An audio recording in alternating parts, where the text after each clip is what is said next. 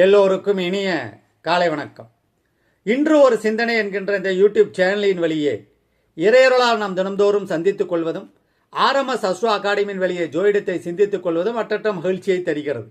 இந்த சுபஹோரையில் ஜோதிட விதிகளை என்னுடைய இதயத்திலே கல்வெட்டாக பதித்து வைத்த என்னுடைய குருநாதர் உயர் திரு கரூர் நாகராஜ பிரியன் ஐயா அவர்களையும், பாரம்பரிய ஜோதிட பாடல்களை என்னுடைய இதயத்திலே நடவு செய்து வருகிற என்னுடைய குருநாதர் உயர் திரு கொடிக்கம்பம் ஜோதிடர் SP சோமசுந்தரம் ஐயா அவர்களையும், அவர்களின் குரு அருணாச்சலம் ஐயா அவர்களையும் வணங்கி, RMS அஸ்ட்ரோ அகாடமியில் பயிலப் போகிற மாணவர்கள் 16 விதமான செல்வங்களும் வாக்கு பலிதமும் பெற வேண்டி நான் என்றும் வணங்கும் கந்த பெருமானுடைய பாதங்களை தொழுது தமிழ் கூறும் ஜோதிட நல் உலகத்திற்கு இன்றைய பாரம்பரிய பாடல்களும் விதிகளுடனும் கூடிய ஜோதிட பதிவை சமர்ப்பணம் செய்வதில் RMS அஸ்ட்ரோ அகாடமி இதயத்திலிருந்து மகிழ்ச்சி எய்துகிறது. இன்றைய தலைப்பு மறைந்த கிரகங்களும் நிறைந்த செல்வங்களும். பலம் பொருந்திய கிரகங்கள் ஜாதகத்தில் லக்னத்திற்கு மறைந்துவிட்டாலோ ராசிக்கு மறைந்துவிட்டாலோ அந்த திசையும் நடைமுறைக்கு வந்துவிட்டால் பதறி ஓடி ஜோதிட பெருமகனார்களிடத்திலெல்லாம் பலன் கேட்கிறோம். அவர்களும் ஏடுபடிக்காத ஏந்தல்களாக இருப்பதனாலும் பல்வேறு எளிய முறைகளை கைக்கொள்வதனாலும் பதறி சிதறி ஓடுகிற பரிகாரங்களில் திசை திருப்பி விடுகிறார்கள். பரிகாரங்கள் நாளும் உண்மை என்று நான் நம்புகிறேன். அந்த பரிகாரங்கள் RMS அஸ்ட்ரோ அகாடமி கோயில்கள், ஜீவ சமாதிகள், தல விருட்சங்கள் என்று முன்னோர்கள் சொன்ன வழியிலிருந்து விலகாமல் பிசகாமல் நாங்கள் கோயில்களின் வழியே பயணிக்கிறோம், விதிகளின் வழியே பயணிக்கிறோம். RMS அஸ்ட்ரோ அகாடமி 4 தூண்களில் நிறுவப்பட்டிருக்கிறது. ஒரு தூண் விதி, இன்னொரு தூண் சுருதி, இன்னொரு தூண் சுருதி விளக்கம், இன்னொரு தூண் விதி விளக்கம். இப்படி இருக்கக்கூடிய இந்த RMS அஸ்ட்ரோ அகாடமி ஒரு ஜாதகம் வந்தாங்க. அந்த ஜாதகருக்கு 4 விஷயங்கள் சொன்னோம். வெளிநாட்டில் இருப்பார், திருமணம் ஆகியிருக்கும், கோடிகளில் புரள்வார், வீடு மண்மனை என்று வாங்கி குவிப்பார், அடுத்து வர திசைக்கும் தாய்க்கும் தந்தைக்கும் இவருடைய வேலைக்கும் சில இடமாற்றங்களையும் சில விஷயங்களையும் நாங்கள் குறிப்பிட்டு சொல்லியிருக்கிறோம். அவர்களும் அதை ஒத்துக்கொண்டார்கள். அவர்கள் கேட்ட கேள்வியை எப்பொழுது வெளிநாட்டிலிருந்து இங்கே திரும்பவும் தான். அதை நாங்கள் எடுத்தோன்னே சொன்னோம், இத்தனை காலகட்டத்துக்கு இங்கே இருங்க, அதற்கு பின்னாடி இடமாற்றம் உறுதி, மனமாற்றம் உறுதி, இழப்புகளும் சிறப்புகளும் வாழ்க்கையில் சொல்லியிருக்கிறோம். அவர்களும் ஒத்துக்கொண்டார்கள். கிரகங்கள் மறைந்துவிட்டாலே கெடுதல் என்று பல்கலைக்கழக பாடத்திட்டங்கள் எல்லாம் பகிர்ந்து கொண்டே இருக்கின்றன, முரசறிந்து கொண்டே இருக்கின்றன. பல்கலைக்கழக பாடத்திட்டங்களில் சுக்குமிளகு திப்பிலியை போல இந்த பாரம்பரிய ஜோதிட பாடல்களெல்லாம் நழுவிவிட்டன. காரணம், அவை பாட்டி வைத்தியம் போல இவை நாளும் நடைமுறைக்கு ஒவ்வாது என்று அவர்கள் ஒவ்வாமையால் விலக்கிவிட்டார்கள் என்று பல ஜோதிட அறிஞர் பெருமகனார்களும் அனுபவ ஜோதிடர்களும் சொல்வதை நான் தற்பொழுது என் நினைவுக்கு கொண்டு வருகிறேன். இப்படி எழுதி வைத்த ஜோதிட பாடல்கள் எல்லாம் யாரோ எழுதி வைத்ததல்ல, எப்பொழுதோ எழுதி வைத்ததல்ல, பழமொழிகளைப் போல முதுமொழிகள் இவை அனுபவ களஞ்சியங்கள். நம் வாழ்க்கை கலங்கரை விளக்கமாக விளங்குபவைதான் இந்த பாரம்பரிய ஜோதிட பாடல்கள். இவையெல்லாம் வெண்பா வடிவிலே, யாப்பு வடிவிலே, இலக்கண வடிவிலே இருக்கும். காரணம், ஏடு கிடைக்காத நாட்களிலெல்லாம் பனை ஓலைகளில் அவர்கள் எழுதி வைத்தார்கள். ஒரு வெண்பா 4 வரியில உலகத்தை சுட்டு போட்டுரும். திருக்குறள் இருக்கிறது 2 அடி, 2 அடி கூட இல்லை, 1.25 தான். அந்த 1.25 அடியில் உலகம் கைக்குள்ள அடங்கி விடுகிறது. ஏனென்றால் இன்றுதான் காகிதம் நிறைய பெருகிவிட்டன. இந்த காகிதம் வந்த காரணத்தினாலே வார்த்தை சித்தர் வலம்புரிஜான் அவர்கள் சொல்வார் ஒரு இடத்துல, கவிஞர்கள் பெருகியதால் காகிதம் பெருகியதா, காகிதம் பெருகியதால் கவிஞர்கள் பெருகினார்களா என்று தெரியவில்லை என்று உள்ளதை சொல்கிறேன் என்கின்ற தாய் வாரப்பத்திரிகைகளே அவர்கள் முரசறைவார்கள். அவையெல்லாம் ஒரு பக்கம் இருக்கட்டும். காகிதம் இல்லாத காரணத்தினால் வெண்பா யாப்பு வடிவிலே மனனம் செய்வதற்கு எளிதாக ஒவ்வொரு மனிதர்களுமே நடமாடும் நூல் நிலையமாக இருந்திருக்காங்க. ஆனால் இன்று புத்தகங்கள் பெருகிவிட்டன, மனனம் செய்வது குறைந்து விட்டது. ஒரு காலகட்டத்தில் நூல் நிலையம் இல்லை, புத்தகங்கள் இல்லை, ஆனால் மனனம் செய்பவர்கள் அதிகமாக இருந்தார்கள். அந்த வகையில் தான் தமிழுக்குரிய பல்வேறு விதமான களஞ்சியங்களும் கிடைத்திருக்கின்றன. அந்த வகையிலே பாரம்பரிய ஜோதிட பாடல்களை மறுபதிப்பு செய்வதிலும் அந்த ஜோதிட பாடல்கள் வழியே நாங்கள் பயணிப்பதும் RMS அஸ்ட்ரோ அகாடமி உயிர் மூச்சாக கொண்டுள்ளது. எங்களுக்கு பரிகாரங்கள், கோயில்கள், தலவிருச்சங்கள், ஜீவ சமாதிகள், ஞானியர் வழிபாடு, ஞானியர் சரிதங்களை வாசிப்பதுதான். இந்த ஜாதகர் பிறந்த தேதி 4/2/1986 7:30 PM சாயங்காலத்தில் இரவில் கரூர் மாவட்டத்தில் பிறந்திருக்காங்க. சிம்ம லக்னம், லக்னத்தில் மாந்தி, துலாத்தில் கேது, 4 சந்திரன், செவ்வாய், சனி பகவான், 6ஆம் இடத்துல மகரத்தில் சூரியன், புதன், சுக்கிரன், 7ஆம் இடத்துல குரு, மேசத்தில் ராகு, திதி கிருஷ்ணபட்ச ஏகாதசி திதி, தனுசு மீனமும் திதி சூனிய ராசிகளாக வருகிறது. அந்த ராசி அதிபதி குரு பகவான் 7இல் இருக்கிறார். திருமணம் ஆகிவிட்டது.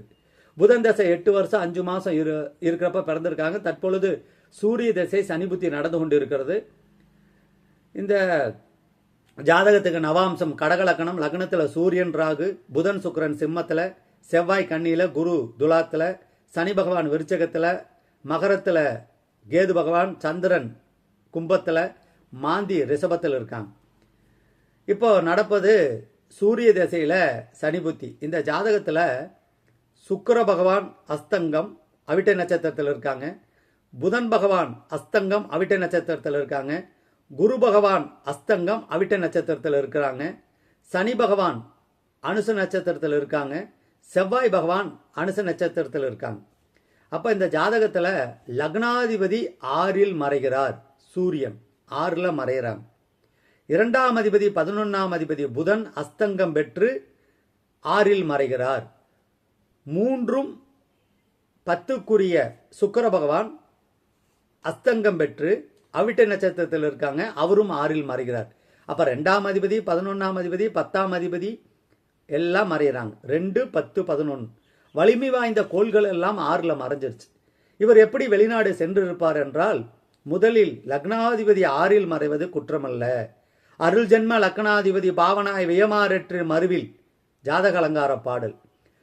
அதில் மிக முக்கியமான ஒரு குறிப்பு, 2ஆம் அதிபதியும் 11ஆம் அதிபதியும் 6இல் மறைந்து அந்த வீட்டதிபதி சனி பகவான் ராசியில் எப்படி இருக்காங்க, நவாம்சத்தில் எப்படி இருக்காங்கிறத விரிவாக பாடத்திட்டத்தில் வைத்திருக்கோம்.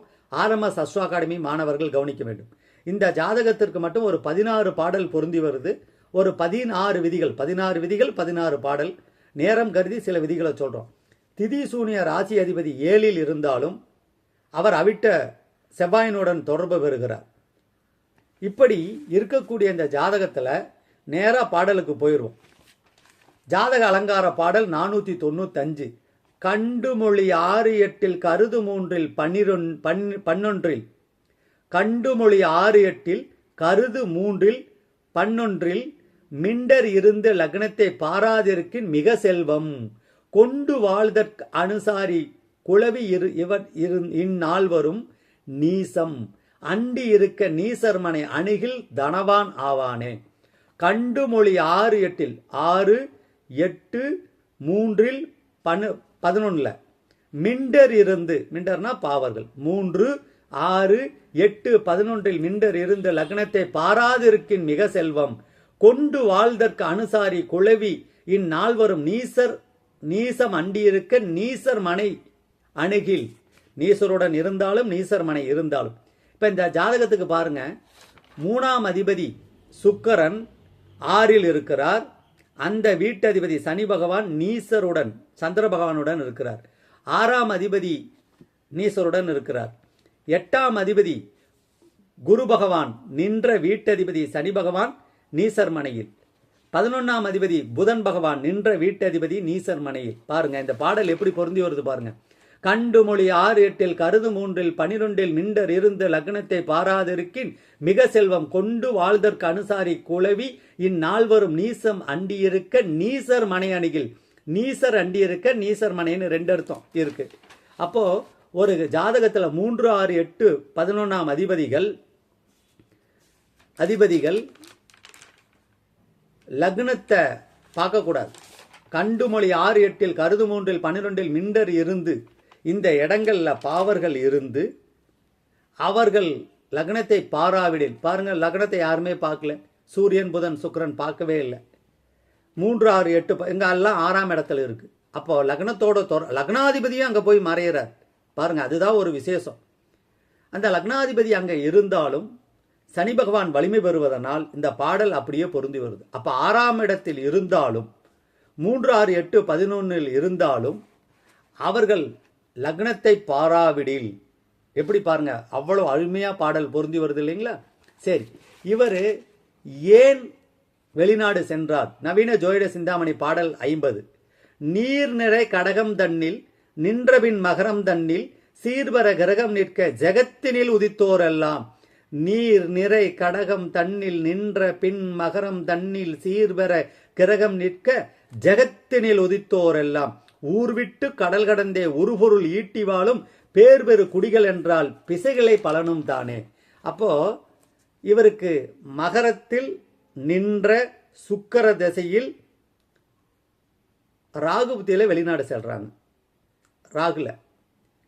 அப்போ சுக்கிரதசை முடிஞ்சு அடுத்தது சூரியன் அங்கேயே இருக்காங்க, சந்திரன்ல திரும்பி வந்துருவாங்க.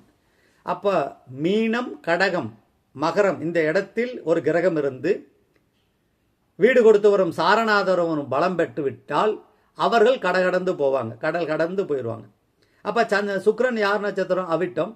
அவர் நாளில் இருக்கிறார். விருச்சிக ராசி என்ன ராசின்னு பாருங்க. சந்திரனும் சனி பகவானும் அங்கேயே இருக்கிறாங்க, உருபொருள் ஈட்ட வெளிநாடு செல்கிறார். அப்போ ஒரு ஜாதகத்தில் 3, 6, 8, 12 3, 6, 8, 11 தீயவர்கள் இருந்த லக்னத்தை பாராவிடில் மிகுந்த செல்வம்.